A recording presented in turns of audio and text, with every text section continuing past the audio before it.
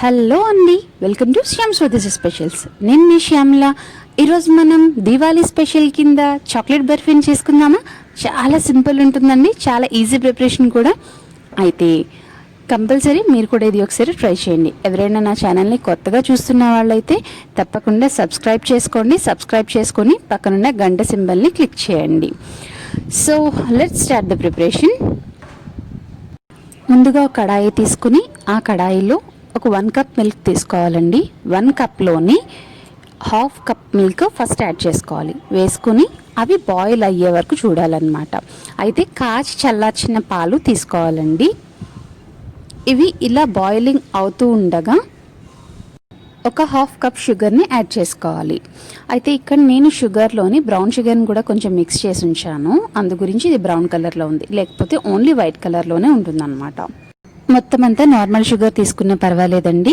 ఇలా మొత్తం షుగర్ అంతా డిజాల్వ్ అయిన తర్వాత మన దగ్గర మిగిలిన ½ కప్ మిల్క్ ఉంది కదా, ఆ ½ కప్ మిల్క్ కూడా ఇందులో యాడ్ చేసుకోవాలి.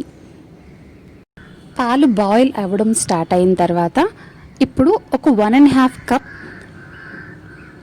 ఎండిన కొబ్బరి పొడి ఉంటుంది కదా, ఆ ఎండు కొబ్బరి పొడి తీసుకొని ఇందులో వేసుకుని బాగా కలుపుకోవాలి.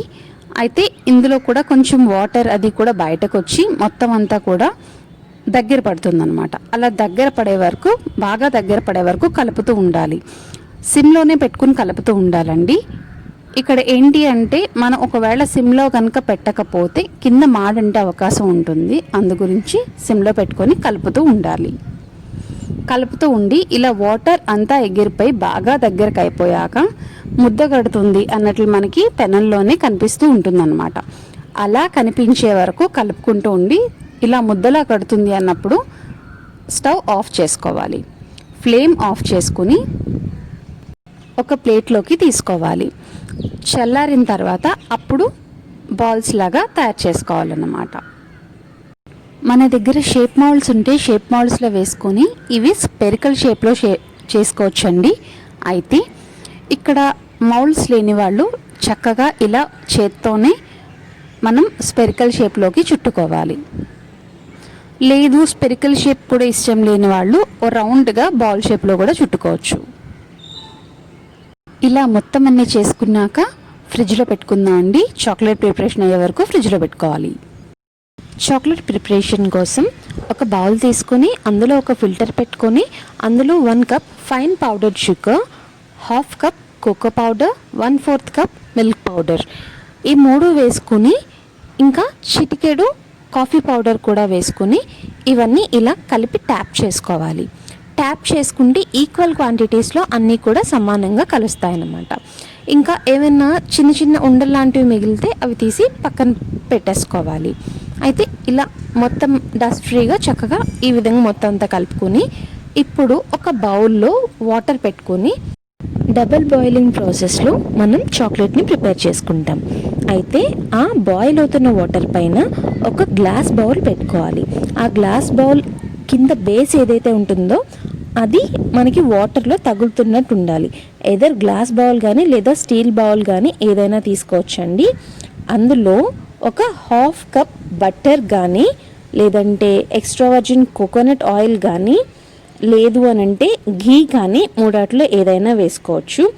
బాగా హీట్ అయ్యాక అంటే మెల్ట్ అయిన బటర్ బాగా హీట్ అయ్యాక ఇప్పుడు మనం మిక్స్ చేసి పెట్టుకున్న పౌడర్ ఉంది కదా, అది ఇందులో యాడ్ చేసుకోవాలి. యాడ్ చేసుకుని అరుగుతూ వస్తుందన్నమాట. ఏదైతే షుగర్ ఉందో షుగర్ మొత్తం మెల్ట్ అయిపోయి ఇది కొంచెం లిక్విడిష్గా తయారయ్యే వరకు కూడా మనం కలుపుతూ ఉండాలి. అయితే ఇది బాగా ఫైన్ పౌడర్ అయితే కనుక ఒక 10 మినిట్స్లో ఇది మెల్ట్ అవుతుందండి. లేదు బాగా ఫైన్ పౌడర్ అవ్వకపోతే ఒక 20 మినిట్స్ టైం తీసుకుంటుంది. ఏం కంగారు పడక్కర్లేదు, బట్ మెల్ట్ అయితే అవుతుందన్నమాట. ఇదే డబుల్ బాయిలింగ్ ప్రాసెస్ ఒక స్టీల్ బౌల్లో అయితే ఎలా అవుతుందో ఇప్పుడు చూద్దాం. ఇంకొంచెం ఫాస్ట్గా అవుతుందండి. అయితే డబుల్ బాయిలింగ్ ప్రాసెస్లోనే ఎందుకు చేయాలి అని అంటే మనకి చాక్లెట్ డైరెక్ట్గా హీట్ తగిలితే కొంచెం చేదనిపిస్తుంది. అందు గురించి ఇలా డబుల్ బాయిలింగ్ ప్రాసెస్లో చేసుకోవాలి. ఒకవేళ మీకు ఈ ప్రాసెస్ అంతా చేయటం ఇష్టం లేకపోతే కాంపౌండ్ చాక్లెట్తో కూడా చేసుకోవచ్చు. కాంపౌండ్ చాక్లెట్తో కూడా ఈజీగానే క్విక్ ప్రిపరేషన్లో అయిపోతుందన్నమాట. ఇప్పుడు ఈ విధంగా మొత్తం చాక్లెట్ అంతా మీకు కరిగినట్లయితే మొత్తం మిక్స్చర్ అంతా కరిగి ఇలా పేస్ట్లా ఫామ్ అవుతుందండి. మనకి చాక్లెట్ పేస్ట్ ఎలా ఉంటుంది, అచ్చం ఇలాగే ఉంటుంది. మనం స్పాచులాతో టెస్ట్ చేసినట్లయితే స్పాచులాకి అంటుకుంటుందన్నమాట. ఆ విధంగా ఇది మొత్తం ఒక క్రీమ్ లాగా తయారైన తర్వాత స్టవ్ ఆఫ్ చేసుకుని ఈ బౌల్ని పక్కకు తీసుకోవాలి. పక్కకు తీసుకుని పెట్టుకున్న తర్వాత దీనిలో ఒక 1 టీ స్పూన్ వెనిల్లా ఎసెన్స్ని యాడ్ చేసుకోవచ్చండి. ఇది ఆప్షనల్, జస్ట్ ఫ్లేవర్ కోసం మాత్రమే ఈ వెనిల్లా ఎసెన్స్ని యాడ్ చేసుకుంటాము.